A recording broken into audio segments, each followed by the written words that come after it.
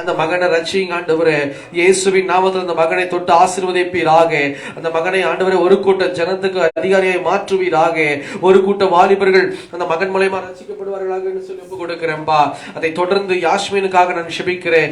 இயேசுவின் நாமத்தில் அந்த யாஸ்மினை தொட்டு ஆசீர்வதிங்க, இன்னும் பலப்படுத்துங்க. நல்ல ஆதாரம் முன்ன உம்முடைய சமூகத்துல சரியாய் நிற்க தேவன் கிருபை தரும்படியாய் நான் ஒப்பு கொடுக்கிறேன். கர்த்தருடைய பலன் அந்த பிள்ளை மேல இறங்கட்டும். இயேசுவின் நாங்கள் ஜெபிக்கிறோம். ரட்சிப்பு கர்த்தருடைய என்று சொல்லியிருக்கிறீங்களேப்பா. இயேசுவின் நாமத்தில் ரட்சிப்பீராக, தொட்டு ரட்சிப்பீராக. ஒரு ஆசீர்வாதம் உண்டாகட்டும் ஆண்டவரே. இன்றைக்கு கூட மகனுக்காக ஜெபித்துக் கொண்டிருக்கிற அந்த தாயாரை கண்ணோக்கி பார்த்து இவங்க குடும்ப ஒரு ஆசீர்வாதத்தை பெற தேவன் கிருபை செய்யும்படியா நாங்கள் ஒப்பு கொடுக்கிறோம். அப்படியே இறுதியா கண்களை மூடின வண்ணமாய் தேவ சமூகத்துல இதோ நம்முடைய தேசத்துக்காக ஜெபிக்கலாம், நம்முடைய இருப்பிடம் நம்முடைய கிராமத்துக்காக ஜெபித்து கர்த்தருடைய வார்த்தைக்குள்ள கடந்து போகலாம். தகப்பனே, இந்த செஞ்சேரிக்காக உமக்கு ஸ்தோத்திரம்பா. இந்த செஞ்சேரி நீங்க தெரிந்து கொண்ட தயவுக்காக உமக்கு ஸ்தோத்திரம். தகப்பனே, இந்த இடத்துல ஆண்டவரே நீங்க சபையை ஏற்படுத்தி கொடுத்ததுக்காக உமக்கு ஸ்தோத்திரம். ஆண்டவரே, இந்த இடத்திலையும் கூட ஒவ்வொரு ஜனங்களை எழுப்பி கொடுத்தீரே உமக்கு ஸ்தோத்திரம். ஆண்டவரே, இருக்கிற ஜனங்கள் அத்தனை பேரை தொடும்படியாக நாங்கள் ஒப்பு கொடுக்கிறோம். ஒரு எழுப்புதல் அக்னி இந்த இடத்துல ஊற்றப்படட்டும் ஆண்டவரே. இயேசுவின் நாமத்தில் எல்லா தெருக்களிலும் எல்லா வீடு வாசல்களிலும் ஆண்டவரே உள்ளத்துல இயேசுவின் நாமத்தில் உங்க அக்னி இறங்கட்டையா. தகப்பனே, உடைய பரிசுத்தமுள்ள ரத்தம் அவர்களை பாதுகாக்கிற வண்ணமாய் மாத்திரமில்லை, பாவங்கள் சாபங்கள் எல்லாவற்றையும் மன்னித்தருளுவீராக. ஒரே ஒரு விசை மன்னித்து என் தேவன் தாமே ஆண்டவர்களை ஆசீர்வதித்து பலப்படுத்துவீராக என்று சொல்லி கொடுக்கிறோம். கர்த்தருடைய தயவு இறங்கட்டும், கர்த்தருடைய கிருபை இன்னைக்கு இறங்கட்டும். யா இயேசுவே, இன்னைக்கு ஸ்தோத்திரம் ஸ்தோத்திரம் ஸ்தோத்திரம் ஸ்தோத்திரம். இன்னைக்கு ஒவ்வொருவரையும் தொடுங்க, ஒவ்வொருவரையும் தொட்டு நிரப்புங்க. இயேசுவின் நாமத்தில் தொட்டு நிரப்புங்க ஆண்டவரே. தேவனுடைய மகாபெரிய மகிமையும் வல்லமையும் ஆண்டவரே செஞ்சேரியில காணப்படட்டும் என்று சொல்லி கொடுக்கிறேன். ஒரு கூட்ட வாலிபர்கள் ரட்சிக்கப்படுவார்களாக, ஒரு கூட்ட வாலிப பிள்ளைகள் ரட்சிக்கப்படுவார்களாக. இயேசுவின் நாமத்தில் ரட்சிப்பு உம்முடையதாக இருக்கட்டும் என்று சொல்லி ஒப்பு கொடுத்து நாங்கள் ஜெபிக்கிறோம் ஆண்டவரே. இதோ இந்த நாளிலும் கூட ஆண்டவரே முதியோர்களுக்காக அதிகமாக நாங்கள் ஜெபிக்கிறோம். ஒவ்வொரு முதியோர்களும் ஆண்டவரை உம்மை பற்றி அறியாதபடிக்கு பரலோகத்துக்குள்ள கடந்து போயிடக்கூடாது. இயேசுவின் நாமத்தில் உம்மை பற்றி அறிந்து கொள்ளத்தக்கதான கிருபை உண்டாகட்டும். ஒவ்வொருத்தருக்கும் அந்த கிருபை தாங்கி இருக்கட்டும் ஆண்டவரே. எல்லா பலவீனங்கள் அந்த ஊரை விட்டு வெளியேறட்டும் இயேசுவின் நாமத்தில். பொல்லாத பிசாசுடைய பயங்கள் எல்லாம் இயேசுவின் நாமத்தில் வெளியேறட்டும் என்று சொல்லி வியாதிகளிலிருந்து விடுதலை தருவீராக என்று சொல்லி கொடுக்கிறோம். தேவரீர் இந்த ஊரை பாதுகாத்துக் கொள்ளுங்க, இந்த ஊர்ல இருக்கிற ஜனங்களை பாதுகாத்துக் கொள்ளுங்க, ஆசீர்வதிங்க, பலப்படுத்துங்க ஆண்டவரே. இறுதியா எழுதி கொடுக்கப்பட்டிருக்கிற ஜெப குறிப்புக்காக ஜெபிக்கலாம். தகப்பனே, இதோ எங்களை நம்பி செஞ்சேரியில இவங்க ஜெபிப்பாங்கன்னு சொல்லி ஆண்டவரே எழுதி கொடுத்திருக்கிறாங்கப்பா. இயேசு கிறிஸ்துவின் நாமத்தில் எழுதி கொடுத்த போன்ல தெரியப்படுத்தின ஒவ்வொருவருக்காக உமக்கு ஸ்தோத்திரம் ஆண்டவரே. தகப்பனே, இந்த ஜெப குறிப்புகள் எல்லாம் ஆம் என்றும் ஆமென் என்றும் இருக்கட்டும் என்று சொல்லி ஒப்பு கொடுக்கிறோம். இயேசுவின் நாமத்தில் ஆண்டவரே, இந்த ஃபைல்ல நாங்க வச்சிருக்கிற ஒவ்வொரு ஜெப குறிப்புகளும் இயேசுவின் நாமத்தில் பூரண சுகத்தையும் பலத்தையும் அடையட்டும் ஆண்டவரே. ஜனங்கள் ஆசீர்வாதத்தை காணட்டும் ஆண்டவரே. திருமண தடைகள் விலகட்டும், கர்ப்பத்தின் கனியினுடைய தடைகள் விலகட்டும், வேலை வாய்ப்பினுடைய தடைகள் விலகட்டும், வியாதியின் படுக்கைகள் மாறட்டும், பொல்லாத பிசாசுடைய கட்டுகள் முறிக்கப்படட்டும் இயேசுவின் நாமத்தில் என்று சொல்லி ஒப்பு கொடுக்கிறேன். வீட்டுல சேமத்தை கொடுங்க, ஆசீர்வாதத்தை கொடுங்க ஆண்டவரே. வியாபாரத்தில் ஆசீர்வாதம் உண்டாகட்டும், படிக்கிற படிப்பில் ஆசீர்வாதம் உண்டாகட்டும் என்று சொல்லி அநேக இடங்களிலிருந்து எழுதி கொடுக்கப்பட்டிருக்கிற இந்த ஜெப குறிப்புக்காக ஸ்தோத்திரம் ஸ்தோத்திரம் ஸ்தோத்திரம் ஸ்தோத்திரம் என்று சொல்லி ஒப்பு கொடுத்து நாங்கள் ஜெபிக்கிறோம் ஆண்டவரே. இந்த வேளையில கூட ஆண்டவரே, இன்னைக்கு காலையில தகப்பனே இதோ தெரியப்படுத்தின ஜெப குறிப்புக்காக உமக்கு ஸ்தோத்திரம். இயேசுவின் நாமத்தில் அருமையான தாயாருக்கு ஆண்டவரே காலில் சுகத்தை கொடுங்க. இயேசுவின் நாமத்தில் ஆண்டவரே தோல் சம்பந்தப்பட்ட வியாதி, இந்த பலவீனம் இயேசுவின் நாமத்தில் குணம் உண்டாகட்டும், இயேசுவின் ரத்தத்தினால சுகம் உண்டாகட்டும் என்று சொல்லி ஒப்பு கொடுக்கிறேன்ப்பா. எல்லா தோல் சம்பந்தப்பட்ட பலவீனங்கள் மறையட்டும் இயேசுவின் நாமத்தில், பூரண சுகம் உண்டாகட்டும் என்று சொல்லி ஒப்பு கொடுக்கிறேன். இந்த வெள்ளிக்கிழமை ஆண்டவரே இம்மட்டும் துதித்தோம், எங்க கூட இருந்தீங்க, ஜெபித்தோம், எங்க ஜெபத்தை கேட்டீங்க. இப்பவும் உங்க வார்த்தைக்கு நேரம் நாங்க கடந்து போகிறோம். நீங்க பேசுங்க, நாங்க கேட்கிறோம். இயேசுவின் நாமத்தில் பிதாவே, ஆமென் ஆமென். ஹல்லேலூயா.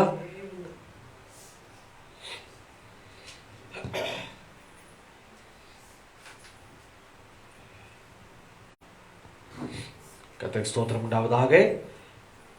இந்த வெள்ளிக்கிழமை பரிசுத்தமான இந்த ஓய்வு நாளிலே உங்களை பார்ப்பது மிகுந்த மகிழ்ச்சி. ஃபேஸ்புக் லைவ்லையும் யூடியூப்லையும் பார்த்து கொண்டு இருக்கிறதான பார்க்க போகிறதான அத்தனை பேருக்கும் செஞ்சேரி ஜெப வீட்டில் அமர்ந்து இதோ இந்த இடத்துல இருந்து நீங்க ஜெபிச்சுட்டு இருக்கிறீங்கல்ல, உங்களுக்கும் இயேசுவின் நாமத்தில் உங்களுக்கு அன்பின் வாழ்த்துக்கள். கர்த்தர் தாமே உங்கள் யாவரையும் ஆசீர்வதிப்பாராக. தொடர்ந்து நாம் கர்த்தருடைய வார்த்தையை சுருக்கமாய் பார்க்க போகிறோம். அதிக நேரம் இல்லை, இதோ சீக்கிரமா முடித்து விடுவேன். ஒரு நல்ல ஒரு வார்த்தையை பார்த்து நாம் தியானித்து ஜெபிக்க போகிறோம். அதுக்கு முன்பாக ஒரு சின்ன காரியம் அறிவிப்பு என்ன அப்படின்னா, கர்த்தர் இடத்துல சரியாய் பேசினார்.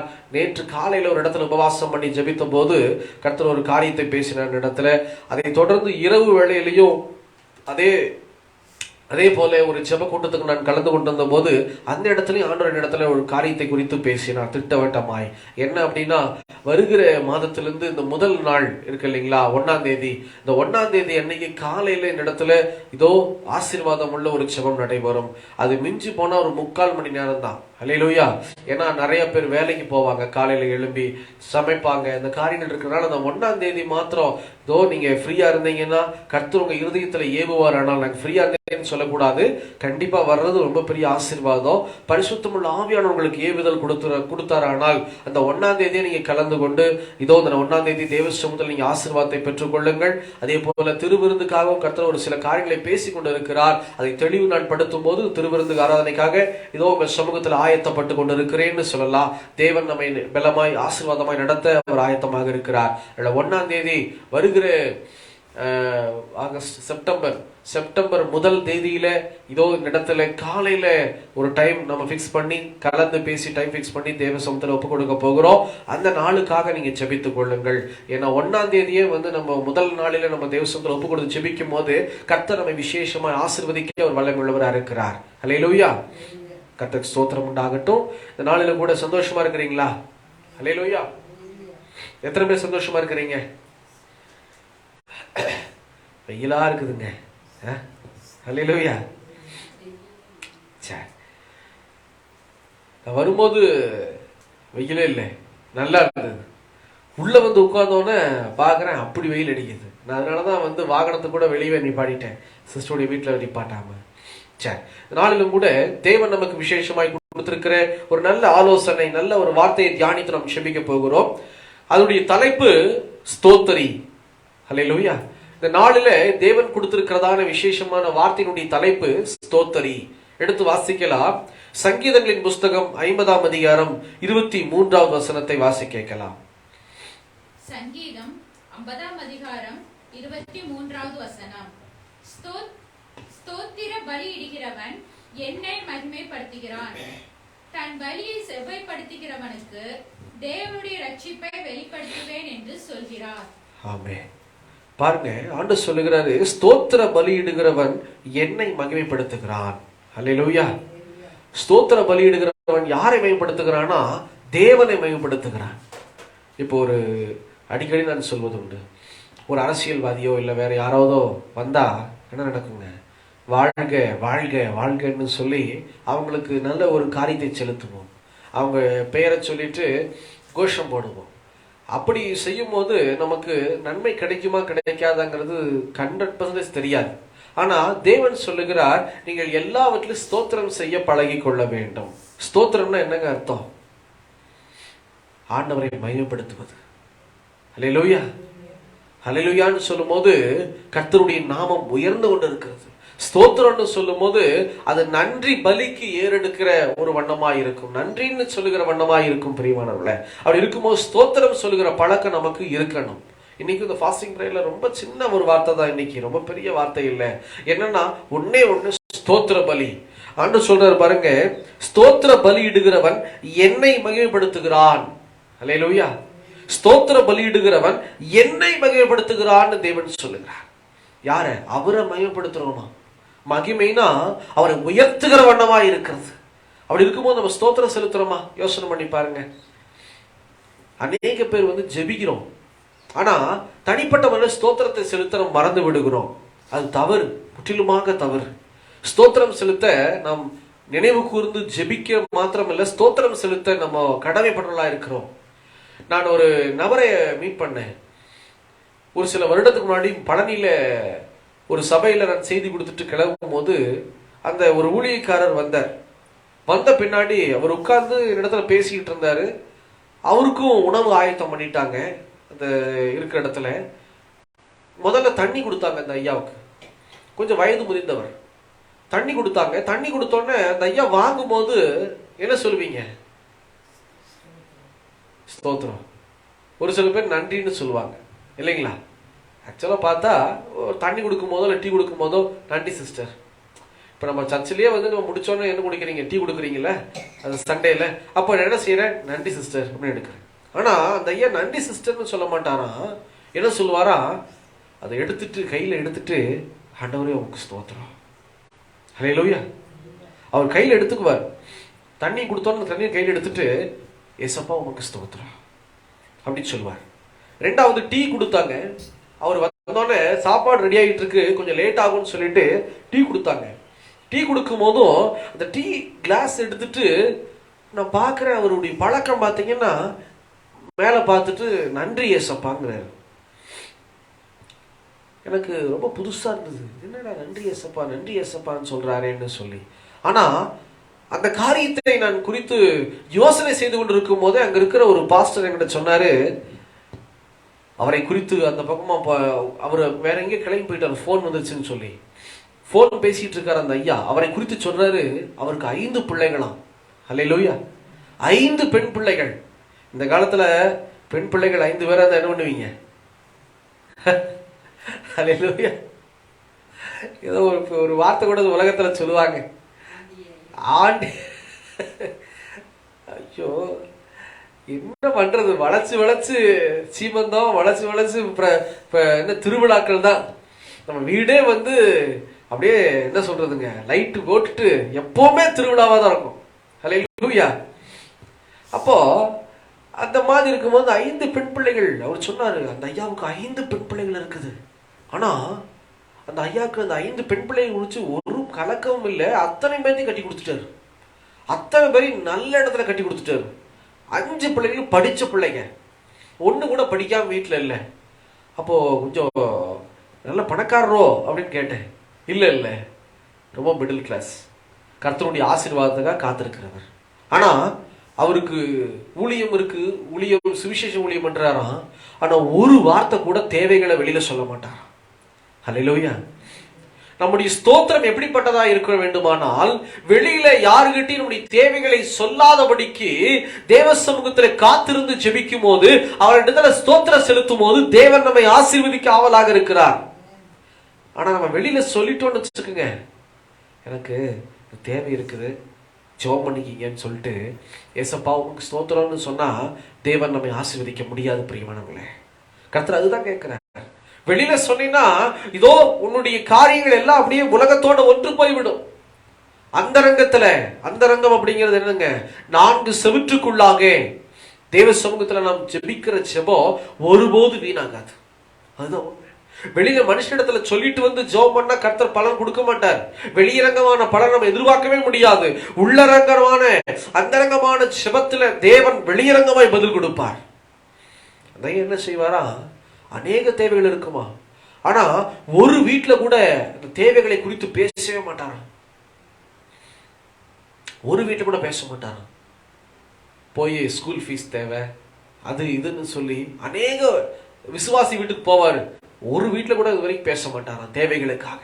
நம்ம பேசுன என்ன நடக்குங்க, ஒரு சில பேர் பெரிய பெரிய ஆட்கள் இருப்பாங்க, போய் ஜஸ்ட் ஒரு ஊழியக்காரங்க பேசுனா அவங்க உதவி செய்ய ஆவலா இருக்கிறாங்க. அப்படியா, ஐயோ சரி என்னால முடிஞ்ச ஒரு சின்ன உதவி நீங்க வைத்துக் கொள்ளுங்கன்னு சொல்லி கொடுப்பாங்க. அது ஒரு சில பேர் இருதயத்துல கர்த்தர் ஏவுவார். ஆனா அதை கூட அவர் விரும்பாம வெளியில சொல்ல மாட்டாராம். ஆண்டவரை ஆசீர்வதிக்கிறார், தேவனை ஆசீர்வதிக்கிறார் அப்படின்னு சொல்லுகிற ஒரு பழக்கம் உண்டு. வீட்டுல சாப்பிட்றதுக்கு ஒண்ணுமே இருக்காதான். ஒரு சில டைம் எல்லாம் பார்த்தா வெறும் தண்ணி மட்டும்தான் இருக்குமா. தண்ணியை குடிச்சிட்டு பிள்ளைகள் உட்கார்ந்து இருப்பாங்களாம் உள்ள. இவரும் தண்ணியை குடிச்சிட்டு வெளியில வருவாராம். வீட்டை விட்டு வெளியில வரும்போது சாப்பிட்டீங்களா ஐயா, பிள்ளை சாப்பிட்டாங்களான்னு கேட்டா, ஓ அதான் சூப்பரா சாப்பிட்டோமே கர்த்தருக்கு ஸ்தோத்திரம் போயிடுவாராம். ஆனா வீட்டுல ஒண்ணுமே இருந்திருக்காது. இப்படிப்பட்ட நிலைமையில தான் அவர் இருக்கிறாருன்னு சொல்லி அந்த போதகர் இடத்துல தெரியப்படுத்தினார். நான் ரொம்ப பாரப்பட்டேன். அப்படி பாரப்பட்டு அவர் அப்படியே பார்த்துக்கிட்டே இருக்கும் போது அவர் என்கிட்ட கேட்டார், என்ன பாரப்படுறீங்களா, உதவி செய்யலான்னு பாக்குறீங்களா அப்படின்னாரு. ஆமாங்க யோசிச்சுட்டு இருக்கிறேன். இல்ல, தேவனிடத்துல ஒத்தாசை வருகிறது. ஹல்லேலூயா. அவர் சொல்றாரு, 5 பிள்ளைகள் கல்யாணம் பண்ணி கொடுத்துட்டாரியா, ஒருத்தரும் படிக்காமல அந்த பிள்ளைங்க எப்படியா முடிஞ்சது அப்படின்னு கேட்டா, ஒண்ணே ஒண்ணு, அவர் எல்லாவற்றிலும் ஸ்தோத்திரம் செய்வாராம்.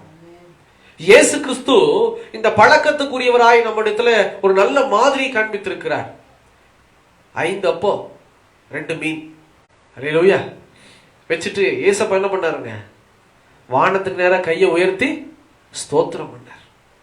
ஆனா அங்க இருக்கிற ஜனங்க உட்கார்ந்து இருந்தவங்க ஆயிரக்கணக்கான பேர் உட்கார்ந்துக்கிறாங்க. 2000 3000 பேர் 5000 பேர் உட்கார்ந்து இருக்கிறாங்க. ஆனா இவர் கையில் இருக்கிறது எத்தனை மீன் இருக்குங்க? 2 மீன். எத்தனை அப்பம்? 5 அப்பம். ஆனா அந்த 2000 3000 பேர் சாப்பிட்டது போக மீதியை எடுத்தாங்களாம் வேதம் சொல்லுகிறது. இது எப்படி உண்டாயிற்று அப்படின்னா, அவர் வானத்துக்கு நேராக ஏறெடுத்து, எதுக்கு வானத்தை பார்க்கணும்னா, கீழே பூமியை பார்த்து, நான் லதா சிஸ்டர் பார்த்து, சிஸ்டர் இவ்வளவுதான் சிஸ்டர் இருக்கு அப்படின்னு என்ன நடக்குங்க? எதிர்பார்ப்போடு பேசுகிறேன். உங்ககிட்ட இருக்கோ இல்லையோ என்ன பண்ணுவீங்க? ஐயோ ஒளியக்காரரு என்னை பார்த்து இப்படி ஒரு வார்த்தை சொல்லிட்டாரு, மனசெல்லாம் கேட்கல, என்னால் முடிஞ்ச உதவியை நான் செய்யறேன். தூக்கிட்டு வந்து என்ன பண்ணுவீங்க?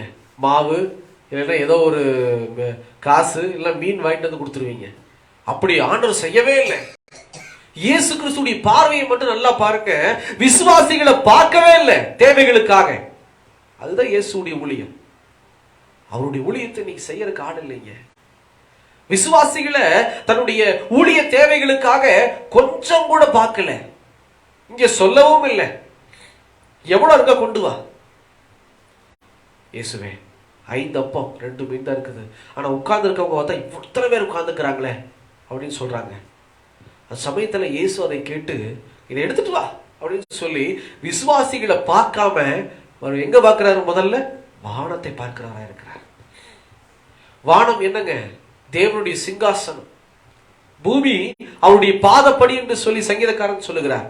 அப்படி இருக்கும்போது நம்முடைய கண்கள் எங்க இருக்கணுமா? ஒத்தாசை பர்வதத்தை நோக்கி இருக்க வேண்டும். இந்த பர்வதம் எங்க இருக்குது? வானத்துல, பரலோகத்துல இருக்கிறது. அப்படி இருக்கும்போது இயேசு மேல பார்த்தார், கைகளை உயர்த்தி மேல காமித்து ஒன்னே ஒண்ணு கேட்டாரு. வேணும் ஆண்டவரேன்னு கேட்கல. அல்லேலூயா. வேணும்னு கேட்க கூடாது. எப்பவுமே தெரிந்து கொள்ளுங்க, ஏசப்பா எனக்கு இவ்வளவு தேவை இருக்குது கொடுங்க ஏசப்பா. இல்ல, என்ன கையில இருக்கோ அதை எடுத்து மேல உயர்த்தி ஸ்தோத்திரம் ஆண்டவரே, இதை கொடுத்ததுக்காக உமக்கு ஸ்தோத்திரம். இப்போ இந்த காரியத்தை வைத்தா இந்த காரியங்களை செய்ய போறேன்னு சொல்லி ஒப்பு கொடுத்து பாருங்க, கர்த்தர் நம்மை ஆசீர்வதிப்பார். இயேசு அப்படிதான் ஆசீர்வாதத்தை பெற்றுக்கொண்டாரு. 2 மீன் ஒரு கையில, 5 அப்பம் ஒரு தட்டு மேல உயர்த்தி, பிதாவே இது கூட இல்லாம இருந்தோம், இதை கொடுத்துருக்கிறீங்களே உமக்கு ஸ்தோத்திரம். அவர் ஸ்தோத்திரம் செலுத்தினார். அவர் ஜெபம் ஸ்தோத்திரத்தோட இருந்தது. ஸ்தோத்திரம்னு சொல்லி அவர் சொன்னாரு, இத்தனை பேருக்கு நான் பரிமாறணும், உமக்கு ஸ்தோத்திரம். அதை கீழே எடுத்து சீஷன்ட்ட கொடுத்தாரு. அதை எடுத்து கொடுக்க கொடுக்க தீரவே இல்லை. அல்லேலூயா. 2 மீன் 3000 பேர் 5000 பேர் வந்து அதை ஃபுல்லா சாப்பிட்டு காலி பண்ணி மீதியானதை ஒரு கூடையில் எடுத்துட்டு போனாங்களாம். இன்னைக்கு நம்ம வீட்டில் ஆசீர்வாதம் ஏன் தெரியுமா குறைவு? முதல்ல ஸ்தோத்திரம் செலுத்த மாட்டேங்கிறோம். ஸ்தோத்திரம் பண்ணுங்க தயவு செய்து. மாத சம்பளமோ இல்லை வார சம்பளமோ கையில் வாங்குறீங்க, இல்லை ஓஏபி தானேங்க, ஓஏபியா இல்லை முதியோர்களுக்கான ஒரு பண உதவி திட்டம் வச்சிருக்கிறாங்க இல்லைங்களா? ஆமாவா இல்லைங்களா? அதை வாங்கி என்ன செய்யணுங்க? முதல்ல ஸ்தோத்திரம் பண்ணுங்க. யாரும் கொடுக்கூடாது. வாங்கினதுமே செலவு பண்ணாதீங்க தயவு செய்து. அல்லேலூயா. அங்க வாங்கிட்டு வீடு வந்து சேர்றக்குள்ளே காலி ஆயிரும். ஆமென். இல்லைன்னா வீடு வந்து சேர்றக்குள்ளே ஏதாவது யாராவது ஒருத்தர் வாங்கி போயிடுவாங்க. அப்படி செய்யக்கூடாது. முதல்ல நீ வீட்டுக்கு வந்து என்ன செய்யணுங்க? கதவை பூட்டிட்டு அது கையை அப்படியே உயர்த்தி என்ன செய்யணும்? ஸ்தோத்திரம் பண்ணுங்க. ஆண்டவரே, 1000 ரூபா 1000 ரூபா சும்மாங்களா இந்த காலத்துல? ஸ்தோத்திரம் பண்ணி பாருங்க, கர்த்தர் குறைய குறைய ஆசீர்வாதத்தை கொடுப்பார். நீங்க வேணா செஞ்சு பாருங்களேன். நீங்க இந்த 1ஆம் தேதி வருகிற மாதத்துல இருந்து செஞ்சு பாருங்களேன். உங்க வீட்டுல செஞ்சு பாருங்க. அரிசி ரேஷன் கடையில் வாங்குறீங்க, அது வாங்கினோடனே கையில உயர்த்த வேணாம், அது வெயிட் ஜாஸ்தி. ஒன்னே ஒண்ணு அது மேல கைய வச்சு, ஏசப்பா இந்த ஆகாரத்தை, இந்த பருப்பை, இந்த சர்க்கரையை, இந்த அரிசியை கொடுத்தீங்களே உமக்கு ஸ்தோத்திரம் சொல்லி பாருங்க. வீட்டுக்கு வந்துட்டு செஞ்சு பாருங்க. கர்த்தர் உங்களை ஆசீர்வதிப்பார். அதுக்கு முன்னாடி கொடுத்து விட்டுறாதீங்க. அல்லேலூயா. பேரம் பேத்தி வருவாங்க அரிசிக்காக, உடனே கொடுத்துறாதீங்க. ஸ்தோத்திரம் பண்ணிட்டு கொடுங்க. கர்த்தர் உங்களை ஆசீர்வதிப்பார், வாங்குகிற அவர்களையும் ஆசீர்வதிப்பார். இது நல்ல பழக்கங்க. அப்பதான் தேவன் பல மடங்கு நம்மை ஆசீர்வதிக்க முடியும். அது குறைய குறைய எப்ப நிரம்பும் அப்படின்னா ஸ்தோத்திரம் செய்யும் போது மட்டும்தான். ஏன்னா நாம் ஸ்தோத்திரம் செய்யும் போது வானத்தையும் பூமியுமோ, வானத்தில் உள்ளவைகளையும் பூமியில் உள்ளவைகளையும் படைத்த தேவனை மகிமைப்படுத்திக் கொண்டிருக்கிறோம். ஒரு ஊர்ல ஒரு அரசியல்வாதி வந்தாராம். ஏப்பா ஃபேனை கொஞ்சம் குறைப்பா, இன்னும் கிடைக்குது ஒன்லவி. அரசியல்வாதி வந்தாரு. அந்த அரசியல்வாதி பார்த்தீங்கன்னா ஊருக்குள்ள வந்தோடனே அங்க இருக்கிற ஒரு வாலிப பையன் ஓடி வந்து அப்படியே அவரை ரொம்ப போற்றி துதித்தானா. அண்ணே வாழ்க, அண்ணே வாழ்கன்னு எல்லாம் போயிட்டு, அந்த அரசியல்வாதி எல்லா பக்கமும் போயிட்டு முடிச்சுட்டு போகும்போது மறுபடியும் அண்ணே நல்லா இருக்கண்ணே, அண்ணே வாழ்க, அவர் பேர சொல்லி அண்ணே வாழ்க. என்ன செஞ்சிருப்பாரு அரசியல்வாதி? என்ன செஞ்சிருப்பாருங்க? என்னங்க? சந்தோஷப்பட்டிருப்பாரு. சந்தோஷப்பட்டுட்டு சந்தோஷம் பூரிக்கும் போது அவர் ஒரு காரியம் பண்ணாரு. எல்லாரும் பார்த்துட்டாங்க. காருக்குள்ள ஏறும்போது தம்பிக்கு வா அப்படின்னு சொல்லி தோல்ல கை போட்டு, உன் பேர் என்ன?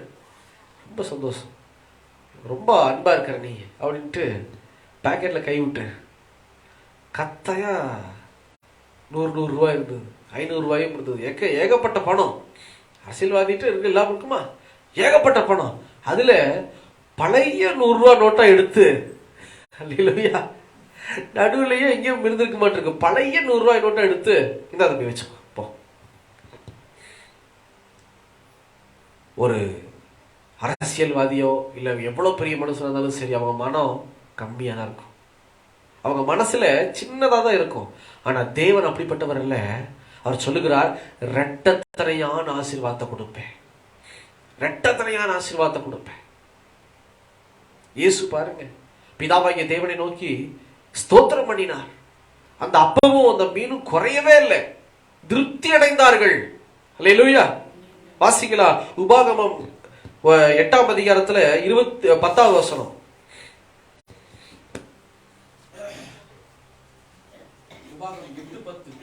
உபாகமம் 8ஆம் அதிகாரம் 10வது வசனம். ஆகையால் நீ புசித்து திருப்தி அடைந்திருக்கையில் தேவனாகிய கர்த்தர் உனக்கு கொடுத்த அந்த நல்ல தேசத்துக்காக அவரை ஸ்தோத்தரிக்க கடவாய். தேவனை ஸ்தோத்தரிக்க கடவாய். எதற்காக? நல்ல தேசத்துக்காக. எப்போ? நல்ல புசித்து திருப்தியா இருக்கும் போது. அல்லேலூயா. அங்க இருக்கிற ஜனங்க திருப்தி அடைந்தார்கள். எப்போ? அவர் இயேசு கிறிஸ்து அதை கொடுப்பதற்கு முன்னாடி ஸ்தோத்திரம் செய்யும் போதே திருப்தி அடைந்தார்கள். இன்னைக்கு நீங்க என்ன செய்யலாம்? வீட்டுல உட்கார்ந்து சாப்பிடும் போது ஒரு தடவை பண்ணி பாருங்களேன். சாப்பாடு எடுத்து வச்சுட்டு, இந்த சாப்பாட்டுக்காக உமக்கு ஸ்தோத்திரம், இந்த குழம்புக்காக ஸ்தோத்திரம், இந்த பொரியலுக்காக உமக்கு ஸ்தோத்திரம், இந்த தண்ணிக்காக உமக்கு ஸ்தோத்திரம்னு சொல்லி பாருங்க. கர்த்தர் பெருகுபடி செய்வார். உண்மையிலே செஞ்சு பாருங்க, கர்த்தர் உங்களை ஆசீர்வதிப்பார். இயேசு நமக்கு சும்மா ஒண்ணு காமிக்கலைங்க, அவர் மாதிரியை காண்பித்திருக்கிறார். அப்படின்னா அதுக்கு பின்னாடி 1000 நோக்கம் உண்டு. ஆனா இன்னைக்கு நம்ம என்ன செய்கிறோம்? ஸ்தோத்திரம் செய்ய மறந்து விடுகிறோம். அநேக கிறிஸ்தவர்கள் ஸ்தோத்திரமே செய்ய மாட்டேங்கிறோம். எடுத்தோன்னே ஏசப்பா நன்றி நன்றி, உடனே தண்ணி வாங்கி குடிச்சிடறோம், உடனே டீ வாங்கி குடிச்சிடறோம். என்னை நானே மாத்திக்கொள்ள நான் விரும்புகிறேன். எங்கேயாச்சும் நான் போனேன்னா யாரா எனக்கு கொடுத்தாங்கன்னா முதல்ல ஸ்தோத்திரம்னு சொல்லி ஆண்டவர்கிட்ட நன்றி செலுத்துறான்னு சொன்னா அது மறந்து போய் விடுகிறது. கர்த்தர் சொல்லுகிறார், நீ ஸ்தோத்திரம் பண்ணு, நான் உன்னை ஆசீர்வதிப்பேன். அல்லேலூயா. இனி என்ன பண்ணுங்க? உங்க சம்பளத்தை வாங்கினோன்னு, ஓய்வு பணம் வாங்கினோன்னு, அரிசி சர்க்கரை எல்லாம் வாங்கணும்னு என்ன செய்யுங்க? ஸ்தோத்திரம் பண்ணுங்க. மளிகை சாமானம் வாங்குவீங்க இல்லையா மொத்தமா, அப்படியெல்லாம் வாங்கும் போது ஸ்தோத்திரம் பண்ணுங்க. அது மாத்திரமல்ல, ட்ரெஸ் வாங்குவீங்கல்ல, நல்ல உடுப்பு எப்பவாச்சும் வாங்குவீங்க, அந்த உடை வாங்கும் போது ஸ்தோத்திரம் பண்ணுங்க. கர்த்தர் நம்மை ஆசீர்வதிக்க விரும்புகிறார். கடைசியா ஒரு வசனம் 50வது அதிகாரத்துல, சங்கீதம் 50ஆம் அதிகாரத்துல 14வது வசனத்தை வாசிக்க கேட்கலாம். சங்கீதம் 50ஆம் அதிகாரம் 14வது வசனம். நீ தேவனுக்கு ஸ்தோத்திர பலியிட்டு உன்னதமானவருக்கு உன் பொருத்தனைகளை செலுத்தி உன்னதமானவருக்கு உன் பொருத்தனையை செலுத்தி ஆபத்து காலத்திலே என்னை நோக்கி கூப்பிடு, நான் உன்னை விடுவிப்பேன், நீ என்னை மகிமைப்படுத்துவாய். இரண்டாவது மகிமை எப்ப நம்ம செய்ய முடியுமாமா? முதல்ல ஸ்தோத்திர பலியிட வேண்டும். அவனு சொல்ல, முதல்ல ஸ்தோத்திர பலியிடு, ஸ்தோத்திரம் பண்ணு. அவன் கொடுத்த ஆயுசு நாட்களுக்காக ஸ்தோத்திரம் பண்ணுங்க. அல்லேலூயா. காலையில் எழுந்தோன்னு ஒரு காரியத்துக்கு ஜெபிக்கலாம். என்ன தெரியுங்களா? ஆண்டவரே, எத்தனையோ பேர் படுத்து தூங்கிட்டு இருக்கும் போதே மடிந்து போயிருக்கிறாங்கப்பா, ஆனா எங்களை கண்வழிக்கும்படி செஞ்சீங்களே, உமக்கு ஸ்தோத்திரம். எத்தனை பேர் இப்படி ஜெபம் பண்றீங்க? அல்லேலூயா. விடவே கூடாது. ஏன்னா நைட் படுக்கும் போது ஒரு சில பேர் அப்படியே எடுத்துக்கொள்ளப்படுகிறார்கள்.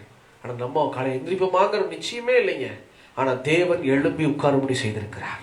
அப்படி இருக்கும்போது, எசப்பா உமக்கு ஸ்தோத்திரம், உமக்கு ஸ்தோத்திரம், அதை சொல்லி பாருங்கள். கர்த்தர் நம்மை ஆசீர்வதிப்பார். இரண்டாவதா, இதோ எழும்பும்போது மாத்திரமல்ல, இதோ நம்ம வீட்டை விட்டு கிளம்பும் போதும் ஸ்தோத்திரம்னு சொல்லி பாருங்க. பஸ்ல ஏறும் போது ஸ்தோத்திரம் பண்ணி பாருங்க. ஏன்னா விபத்துகளிலிருந்து தப்புவிப்பார் நம்முடைய தேவன். அதுதான் உண்மை. எங்கிருந்து விபத்து வரும்னே தெரியாது. ஆனா அந்த விபத்துகளில் இருந்தெல்லாம் தேவன் நம்மை தப்புவித்து அழகாய் நடத்துவார். அதுதான் ஸ்தோத்திரம். அந்த ஸ்தோத்திரத்தை செலுத்த செலுத்த அவ்வளவு மகிமைங்க. உங்க பிள்ளைகள் வீட்டை விட்டு வெளியே போகும்போது ஒன்னே ஒண்ணு செய்யுங்க, சிலுவையை போட்டு ஜெபம் பண்ணிட்டு, ஆண்டவரே இந்த பிள்ளைகளுக்காக உமக்கு ஸ்தோத்திரம். ஒருபோது கர்த்தர் உங்க பிள்ளைகளை கைவிடவே மாட்டார். அவ்வளவு அழகா பாதுகாப்பார். என்ன வேதம் சொல்லுகிறது? உன்னை தொடுகிறவன் என் கண்மணியை தொடுகிறார் என்று சொல்லி வேதம் சொல்லுகிறது. வீட்டை விட்டு போயிட்டாங்க, ரொம்ப தூரம் போயிட்டாங்க. நம்ம ரொம்ப சீக்கிரம் போக முடியாது. போன் பண்ணி ஏதாவது கத்து சத்தம் போட்டாலும் மயங்கி விழுந்துட்டாங்கன்னு சொல்லி கேள்விப்பட்டாலும் ஒரு 10 கிலோமீட்டருக்கு அந்த பக்கம் இருக்கிறாங்க அப்படின்னா எவ்வளவு சீக்கிரம் போயிட முடியும்? ஆனா தேவனால இப்படிங்கிறக்குள்ள போக முடியும். ஒரு நொடி பொழுதுல போவார் அவர். இங்க நீங்க ஸ்தோத்திரம் பண்ணி அனுப்பிச்சீங்கன்னா அவர் போக மாட்டாரு, கூடயே போய்கிட்டு இருப்பாரு. இப்படிங்கிறக்குள்ள அங்க போய் நிக்க மாட்டார். கூடவே போகும்போது எந்த விபத்தும் வராது. அப்ப என்ன செய்யணும்? பிரவீன் அனுப்பும் போது, பிள்ளைங்க அனுப்பும் போது ஸ்தோத்திரம் பண்ணி அனுப்புங்க. ஏசப்பா இந்த பையனுக்காக ஸ்தோத்திரம், இந்த பைக்குக்காக ஸ்தோத்திரம். அந்த பைக்கு எவ்வளவு பெரிய பைக்கா இருந்தாலும் சரி, ஸ்தோத்திரம் பண்ணி பாருங்க. கர்த்தர் அந்த பைக்கோடு கூட துணை இருப்பேன். கரெக்டா ஒரு நாள் நம்ம என்ன பண்ணாங்க, யஸ்வந்துக்காக நல்லா ஜெபிக்க ஆரம்பித்தோம். அவனுக்காக சபையில ஒரு கூட்டமா நம்ம ஜெபிச்சுக்கிட்டே இருந்தோம். நாம இருக்குங்களா? ஆனா அவன் இங்கேயும் ஃப்ரெண்ட்ஸோட வெளியில போயிருந்தான், பசங்களோட. கோயம்புத்தூர்ல போய் அவனுடைய பைக்கு ஆக்சிடென்ட் ஆகும் போது அவன் மேல ஒரு சேதத்தை தேவன் அனுமதி கொடுக்கவில்லை. அது நீங்களே பார்த்தீங்க இல்லையா? பைக்கை தூக்கிட்டு வந்துட்டாங்க, முன்னாடி எல்லாம் கொஞ்சம் ஒடுங்கிடுச்சு. ஆனா அவன் மேல ஒரு சேதம் கூட இல்லை. எப்படி இது முடிந்தது அப்படின்னா, பைக்ல உட்கார்ந்து இருந்தான், அவன் மேல ஆகல, பைக்ல தான் ஆயிருக்கு. ஏன் தெரியுமா? நீங்களும் நானும் ஜெபித்த ஜெபத்தை தேவன் கேட்டு, அந்த ஸ்தோத்திர பலியிடலை கேட்டு கர்த்தர் அந்த மகனை பாதுகாத்திருக்கிறார். நமக்கு தெரியாது, நம்ம செஞ்சேல இருக்கிறோம், அவன் ஒரு பக்கம் இருக்கிறான், அவங்க அப்பா ஒரு பக்கம் இருக்கிறாரு. ஆனா தேவனோ நீங்கள் ஜெபிக்கிற பிள்ளைகளோடு எப்பவுமே இருப்பார். அதுதான் உண்மை. 24 மணி நேரமும் தேவன் பாதுகாக்கிறவரா இருக்கிறார். அப்படி இருக்கும்போது தேவன் கேட்பதெல்லாம் ஒன்னே ஒண்ணு, ஸ்தோத்திர பலியிடு, ஸ்தோத்திர பலியிடு. இரண்டாவது பொருத்தனை. அடிக்கடி நான் சொல்வது உண்டு, தேவ சமூகத்துல ஒரு காரியத்தை நீங்க வேண்டி இருக்கிறீங்க அப்படின்னா அந்த காரியத்தை தாமதம் இல்லாம ஸ்தோத்திர பலியிட்டு அந்த காரியத்தை செலுத்தும் போது கர்த்தர் ஆபத்து நாளில் நம்மை பாதுகாக்க வளமுள்ளவராக இருக்கிறார். பிரியமானவர்களே, அல்லேலூயா. இப்ப புரிஞ்சுதுங்களா? ஸ்தோத்திரத்துக்கு எவ்வளவு பெரிய ஆசீர்வாதம். என்ன செய்யுங்க? ஸ்தோத்திரம், ஸ்தோத்திரம், ஸ்தோத்திரம்னு சொல்லுங்க. அந்த சகோதரனுடைய வாழ்க்கையில் நான் பார்க்கிறேன், எல்லா தேவையும் ஆண்டவர் தான் கொடுப்பாராம். எல்லாத்தையும் ஆண்டவர் கொடுத்துக்கிட்டே இருப்பாரு. சொன்னாரு, யாருட்டுமே நிக்க மாட்டேன், நான் ஏன் நிக்கணும்? கர்த்தருக்கு ஸ்தோத்திரம். அவர் நடத்துறாரு பிரதர், அவர் கொடுப்பாரு பிரதர், அவர் செய்வாரு பிரதர். ஏன்னா வேதம் சொல்லுகிறது, விசுவாசிக்கிறவன் பதறான் என்று வேதம் சொல்லுகிறது. அல்லேலூயா. கடைசியா ஒரு பகுதி எடுத்து வாசிக்கலாம். 2 கொரிந்தியர் 5ஆம் அதிகாரம் 6ஆம் வசனம். இதோட நம்ம முடிக்க போறோம். 2 கொரிந்தியர் 5ஆம் அதிகாரம் 6ஆம் வசனம் என்ன சொல்லுகிறதுன்னு சொல்லி பார்க்கலாம். விசேஷமான நல்ல ஒரு வசனம். 2 கொரிந்தியர் 5ஆம் அதிகாரம் 6வது வசனம். நாம் தரிசித்து நடவாமல் விசுவாசித்து நடக்கிறோம். நாம் தரிசித்து நடவாமல் விசுவாசித்து நடக்கிறோம் என்று சொல்லி பவுல் எழுதியிருக்கிறார். தரிசித்து அப்படின்னா இன்றைக்கும் அநேக பேர் தரிசனம், அதாவது ஆண்டவரே நீங்க இருக்கிறீங்களான்னு காமிங்க ஆண்டவரே, அப்பதான் நான் இதை செய்வேன், அப்பதான் நான் போவேன்னு சொல்லி காத்திருக்கிற பிள்ளைகள் இருக்கிறார்கள். ஆனா இன்னைக்கு ஆண்டவர் கேட்கிறார், தரிசனம் செய்து, அதாவது அடையாளத்தை கேட்டு போகிற பிள்ளைகள் எனக்கு வேண்டாம், விசுவாசித்து நடக்கிறவர்கள் எனக்கு வேணும் என்று சொல்லி. அல்லேலூயா. விசுவாசிக்கணுங்க. ஆண்டவர் சொல்றாரு, நீ முந்தி பயிரிடு, நான் உன்னை ஆசீர்வதிப்பேன். எப்போ நீ ஜெபம் செய்து என் சமூகத்துல நீ முந்தி பயிரிட்டா நான் அதுக்குரிய பலனை உனக்கு கொடுப்பேன். இந்த மாதிரி ஆண்டவர் சொல்றாரு இல்லையா, உனக்கு நான் பலன் கொடுக்க ஆயத்தமாக இருக்கிறேன், ஆனா நீ என்ன செய், உன்னுடைய காரியங்களை எனக்கு சமூகத்தில் ஒப்பு கொடு. அப்ப நம்ம பயிரிடாதபடிக்கு ஆசீர்வாதத்தை பார்க்க முடியுங்களா? இன்னைக்கு சபையில் நம்ம ஜெபிச்சு ஆத்துமாக்களுக்காக. ஆனா ஆண்டவர் என்ன சொன்னாரு, நீ ஞாயிற்றுக்கிழமை மட்டும்தான் நீ ஜெபிக்கிற, இந்த இடத்த நீ திறந்து வைக்கிற. அப்படி இருக்கும்போது நான் எப்படி ஆத்துமாக்களை கொடுக்க முடியும்? சரி ஆண்டவரே, என்ன செய்யணும் ஆண்டவரே அப்படி கேட்ட போது ஆண்டவர் சொன்னார், நீ கொரோனா பீரியட் நிறுத்தின வெள்ளிக்கிழமை ஆராதனையை மறுபடியும் துவங்கு, தேசத்துக்கான உபவாச ஜெபத்தை செய். அது மாத்திரமல்ல, நேற்று தினத்துல பேசியிருக்கிறார் பாருங்க, மாதத்தினுடைய முதல் நாளில ஆசீர்வாதத்துக்காக ஜெபிச்சு பிள்ளைகளை வீட்டுக்கு அனுப்பு, ஸ்கூலுக்கு அனுப்பு, காலேஜுக்கு அனுப்பு, வேலைக்கு அனுப்பி விடு. அதிகாலையில அந்த ஜெபம் பண்ணிட்டு சபையிலிருந்து போகட்டும், அவர்கள் இந்த மாதம் முழுவதும் பாதுகாப்பாய் ஆசீர்வாதத்தோடு வாழுவார்கள் சொல்லி தேவன் வாக்குத்தத்தம் பண்ணி இருக்கிறார். அப்படி இருக்கும்போது இது எப்படி உண்டாச்சு அப்படின்னா, கர்த்தர் சொல்லுகிற இந்த வசனத்தின்படிதான் அவரை இதோ நாம் விசுவாசித்து நடக்கும் போது கர்த்தர் நமக்கு ஆலோசனை கொடுக்க வல்லமையுள்ளவராக இருக்கிறார். விசுவாசம் என்பது என்ன? காணப்படாத நம்பிக்கை, காணப்படாத நிச்சயத்தை குறிக்குது விசுவாசம் என்பது. ஒரு சில பேர் இன்னுமே, ஏசப்பா நீங்க இருக்கிறீங்களா, எனக்கு காமிங்க ஆண்டவரே, அப்பதான் இந்த காரியத்தை நான் கொடுப்பேன், அப்பதான் இதை நான் செய்வேன் அப்படின்னு சொல்லி தோமாவை போல அடையாளத்தை கேட்டுக்கொண்டே இருக்கிறோம். தோமா இல்லாத சமயத்துல இயேசு இந்த அறைக்குள்ள போயிட்டார். சீஷர்கள் கூடி இருக்கிறாங்க ஒரு இடத்துல, அவங்க பயந்து ஒரு அறையில பூட்டப்பட்டிருக்கிறார்கள், அங்க பூட்டிட்டு உட்கார்ந்து இருக்கிறாங்க எல்லாரும். அச்சமயத்துல இயேசு உள்ள நுழைந்து உங்களுக்கு சமாதானம் என்று சொன்னாராம். எப்போ? சிலுவை மரணத்துக்கு அப்புறமா. அப்போ அது இயேசு பேசிட்டு போயிட்டாரு. தோமா வந்தாலும் சொல்றாங்க, எப்பா இப்பதான் இயேசு வந்தார் அப்படின்னு சொல்லி. நான் நம்ப மாட்டேன். அல்லேலூயா. அவன் கேட்கிறான், நான் நம்ப மாட்டேன், அவரை நான் பார்க்க வேண்டும். அவருடைய கையில என்ன பண்ணாங்க, கையில என்ன அடிச்சிருக்காங்க, ஆணி அடிக்கப்பட்டிருக்கு உள்ளங்கையில. அந்த உள்ளங்கையை நான் தொட்டு பார்க்கணும், அந்த காலை நான் பார்க்கணும், விழாவில என் கையை போட்டு பார்த்தா நான் அப்பதான் நம்புவேன் இயேசு வந்துட்டாருன்னு சொல்லி. அவன் கேட்கிறான், நான் தரிசனமா பார்க்கணும், நான் தரிசிக்கணும், முன்னாடி பார்க்கணும் பிரத்யட்சமா. இயேசு ஒரே ஒரு வார்த்தை சொன்னார், நீ விசுவாசமா நட, காணப்படாதவள் மேல நிச்சயமுள்ளவனாய் நடன்னு சொல்லி தேவன் எதிர்பார்த்தார். இன்னைக்கு நம்ம கிட்ட ஆண்டவர் கேட்கறது கடைசியா ஒண்ணு, ஸ்தோத்திர பலியிடுகிறவன், ஸ்தோத்திரிக்கிறவன் என்ன செய்யணுங்க, தரிசனத்தோட அடையாளத்தை கேட்காதீங்க. அல்லேலூயா. கவனிங்க, முடிஞ்சது. அடையாளத்தை கேட்காதீங்க. ஆண்டவரே இதை காமிங்க ஆண்டவரே, அதை செய்யுங்க ஆண்டவரே. அடையாளத்தை கேட்காம என்ன செய்யலாம், விசுவாசித்து நடக்க வேண்டும். ஆண்டவரே இதோ நான் செபிக்கிறேன், எனக்கு இதை கொடுங்க ஆண்டவரே. சொல்லுங்க. யாராவது உங்களுக்கு விசுவாசத்துல குறைச்சலா பேசுறாங்கன்னு சொல்லுங்க. நான் ஏசப்பாட்ட கேட்டிருக்கிறேன், சபையில போய் நான் ஜெபிச்சிருக்கிறேன், என் தேவன் நான் ஜெபித்த காரியத்தை கை கொடுத்து கேட்டிருக்கிறார், அதை செய்வார்னு சொல்லி விசுவாசிங்க. கர்த்தர் அப்பதான் உங்களை ஆசீர்வதிக்க முடியும். இல்லாட்டி உங்களை ஆசீர்வதிக்கவே முடியாது. தேவனால உங்களை பலப்படுத்த முடியாது. விசுவாசித்து நடக்க வேண்டும். ஆண்டவர் கொடுப்பார். தாமதித்தாலும் தேவன் சகலத்தை நேர்த்தியாய் முடிச்சு கொடுப்பாருங்க. அதை விட்டு போட்டு இதை நீங்க கொடுங்க, அதை நான் செய்யறேன். ஒரு லேண்டு விற்கிறோம், அந்த லேண்டு விற்கும் போது என்ன செய்யறோங்க, அட்வான்ஸ் அவங்க கொடுத்த பிறகுதான் நம்ம எல்லா காரியத்திலும் ஈடுபடுறோம். என்ன செய்யணும், அந்த எதுக்கு அட்வான்ஸ் வாங்குறாங்க? ஒரு வீடு, வாடகை வீடு, ஒரு வாடகை வீட்டை பார்த்துட்டு போயிட்டாங்க. என்ன செய்வீங்க, முதல்ல டோக்கன் அட்வான்ஸ் கொடுப்பீங்களா? அல்லேலூயா. ஒரு 500 ரூபா ஒட்ட வச்சுட்டு வருவீங்கல்ல, ஏன்னா யாருக்கா கொடுத்துட்டாங்கன்னா ஒரு 500 ரூபா டோக்கன் அட்வான்ஸுங்க. நாளைக்கு காலையில மீதி அட்வான்ஸ் நான் பண்ணிட்டு போயிடுறேன், யாருக்கும் இந்த வீட்டை கொடுத்துடாதீங்க, என் பேர்ல இருக்கட்டும், 500 ரூபா கொடுத்துட்டு போறோம். எதுக்கு தெரியுமா அந்த 500 ரூபா? ஒரு நிச்சயத்துக்காக, ஒரு அடையாளமாய் கொடுத்துட்டு போறோம். ஆனா இயேசு கிட்ட நம்ம அடையாளம் கேட்பது எவ்வளவு பெரிய தவறு. ஏசப்பாவை நம்பி நம்ம கேட்கறது இல்லை. மறுபடியும் சொல்ற பாருங்க, லேகியோன் பிசாசு இயேசுவை நம்புது, ஆனா நம்ம நம்ப மாட்டேங்கிறான். நம்பிக்கை தான் விசுவாசம். அப்படி இருக்கும்போது ஆண்டவர் கேட்கிறாரு, நீ நம்பிக்கையோடு விசுவாசத்தோடு கேளு, நான் உன்னை ஆசீர்வதிப்பேன். அல்லேலூயா. இனி நம்ம என்ன செய்யலாம், இந்த உபவாச ஜெபத்துல கற்றுக்கொண்ட ஒரு சின்ன காரியம், ரொம்ப பெரிய விஷயமா நான் பேசல இன்னைக்கு, 1 மணி நேரம் நான் எடுக்கல. இன்னைக்கு என்ன சொல்லியிருக்கிறோம், நம்ம ஸ்தோத்திரம் செய்ய வேண்டும். என்ன செய்யுங்க, இனிமே வாங்குற சம்பளத்தை நீங்க வாங்கிட்டு என்ன செய்யுங்க, உடனே செலவு பண்ணிடுறதா? உடனே மிச்சர் வாங்கிடுறதா, இல்ல உடனே முறுக்கு வாங்கிக்கிறதா? அல்லேலூயா. என்ன செய்யணுங்க? முதல்ல ஸ்தோத்திரம் பண்ணுங்க. ஏசப்பா இந்த இதோ கொடுக்கப்பட்ட சம்பளத்துக்காக ஸ்தோத்திரம். அது ஒருவேளை கம்மி தொகையா இருக்கலாம், அதை நினைச்சு கவலைப்பட்டுறாதீங்க. கம்மி தொகையா இருந்தாலும் உமக்கு ஸ்தோத்திரம், உமக்கு ஸ்தோத்திரம். அந்த காரியத்தை செய்யும் போது அப்பதான் தேவன் உங்களை ஆசீர்வதிக்க முடியும். அதே மாதிரி உணவு காரியம் எதா இருந்தாலும் சரி, நீங்கள் ஸ்தோத்திரம் செலுத்துங்கள். கர்த்தர் உங்க வீட்டையும் உங்க குடும்பத்தையும் உங்க வியாபாரத்தையும் கர்த்தர் உங்களை நம்பி கொடுத்துருக்க அத்தனை காரியத்தையும் பாதுகாத்து ஆசீர்வதிப்பார். விசுவாசிக்கிறீங்களா? அப்படியே கண்களை முடி செபிக்கலாங்களா? தேவ சமூகத்துல சின்ன ஒரு வார்த்தை தான் இன்னைக்கு ஒப்பு கொடுங்க. என் ஆண்டவரேன்னு சொல்லி இயேசுவை நோக்கி, அன்றைக்கு பிதாவாகிய தேவனை நோக்கி இயேசு கிறிஸ்து கைகளை உயர்த்தி வானத்துக்கு நேராய் இதோ தன் கண்களை ஏறெடுத்து அவர் ஸ்தோத்திரம் பண்ணினார்.